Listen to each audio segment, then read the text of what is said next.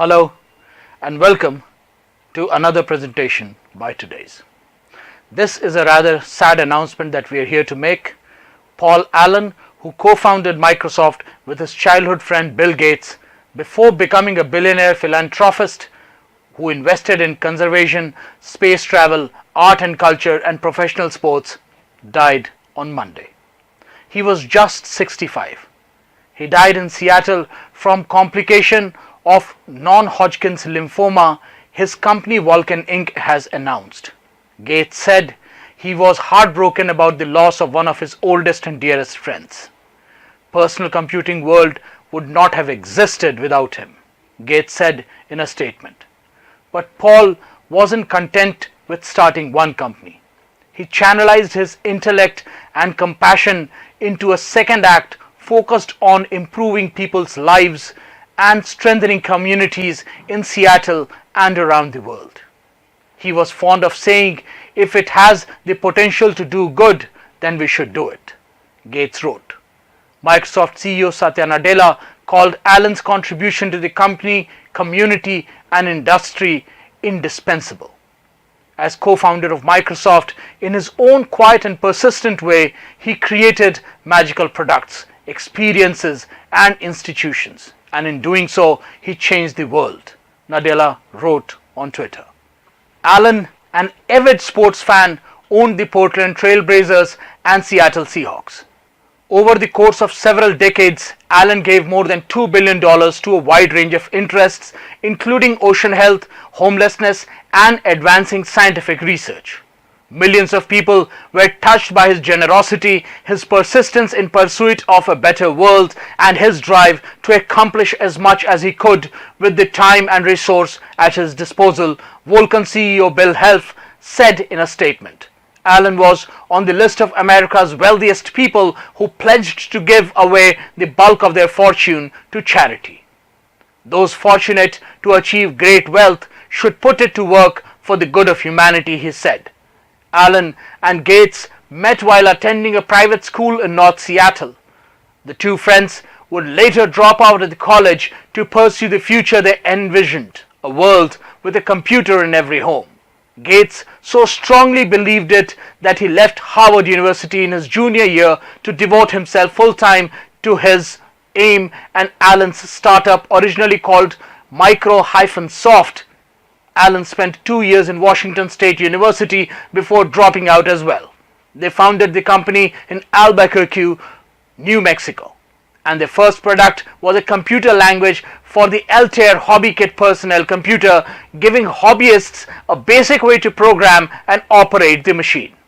After Gates and Allen found some success selling their programming language, MS Basic, the Seattle natives moved their business in 1979 to Bellevue, Washington, not far from its eventual home in Redmond. Microsoft's big break came in 1980 when IBM Corp decided to move into personal computers and asked Microsoft to provide the operating system. Gates and Allen didn't invent the operating system. To meet IBM's need, they spent $50,000 to buy one known as QDOS from another programmer, Tim Peterson. Eventually, the product refined by Microsoft and renamed MS-DOS for Disk Operating System became the core of IBM's PCs and their clones, catapulting Microsoft into its dominant position in the PC industry. The first version of the two classic Microsoft products, Microsoft Word and the Windows operating system, were released way back in 1983. By 1991, Microsoft's operating system were used by 93% of the world's personal computers. The Windows operating system is now used on most of the world's desktop system, and Word is the cornerstone of the company's prevalent office products. Gates and Allen became billionaires when Microsoft was thrust onto the throne of technology. With his sister Jody Allen in 1986, Paul Allen founded Vulcan, the investment firm that oversees his business and philanthropic efforts.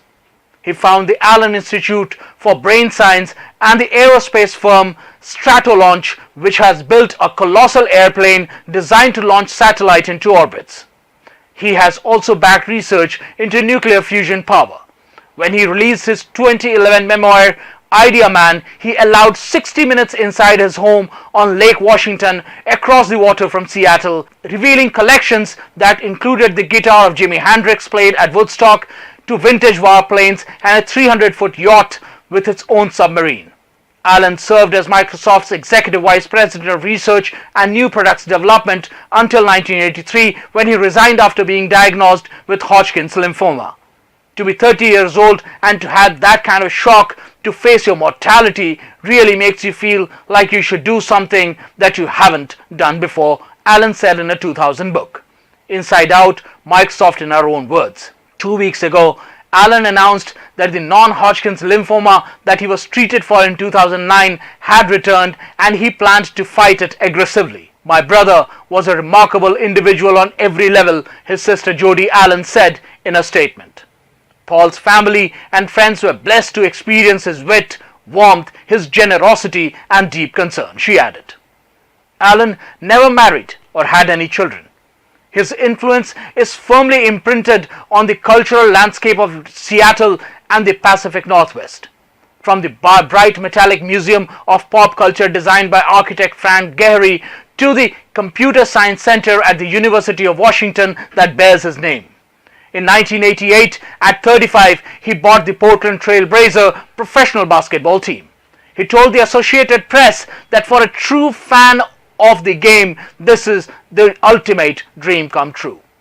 He was also a part owner of Seattle Sounders Football Club, a major league soccer team, and bought the Seattle Seahawks. Allen could sometimes be seen at games or chatting in the locker room with players, something that he will never be seen doing again. We'll miss him, and here is paying our tributes to one of the legends and one of the giants of the tech industry. Paul Allen will surely be missed. I am Anupam Sinha. This is Today's, and you are our dear viewers. Thank you.